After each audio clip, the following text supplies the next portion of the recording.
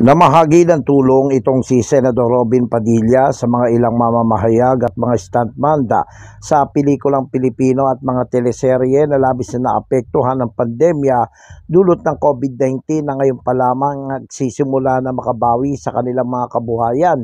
Namahagi ng tulong si Padilla dahil bukod sa epekto ng pandemya, matinding epekto rin ang kanilang dinarana sa patuloy na pagtaas ng mga presyo ng bilihin.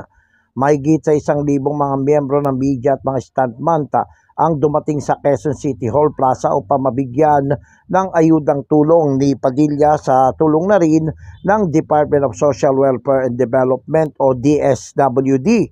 Sa panayam sa batikang broadcaster na laging kasama nitong si Senador Padilla na si Ray Langit ay sinabi ng veteranong mamahayag na ang orihinal na nasa listahan na naistulungan ni Padilla ay nasa 3,000. Subalit bumaba ang bilang nito dahil may ilan sa mga benepisyaryo ang hindi nakakuha ng kaukulang requirements tulad ng Certificate of Indigency sa kanilang mga barangay. Actually, yung unang nakita ko ng listahan, 3,000 pero na-reduce yun dahil yung ilang mga requirements ata hindi na na-comply. Dahil yung iba hindi nakakuha ng mga barangay certificate, kailangan ng DSWD yun. Pagkatapos, ito pong grupong ito po yung mga nawalan ng trabaho ng mga stuntman, yung mga nasa entertainment world, complemented din po yun ng mga media.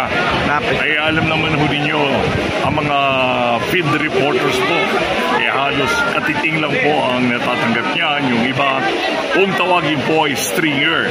Minsan, lalo na yung mga outside NCR, nababayaran lang po sila per report. Ganoon lang po, minsan talent fee. Talagang halos hindi po sapat talaga. Nakatakda naman ngayong linggo na bigyan ng tulong ayuda ni Padilla at ng DSWD ang hanay ng mga senior citizens at PWDs. Ako, si Jojo Sikat, walang inaatas ang balita.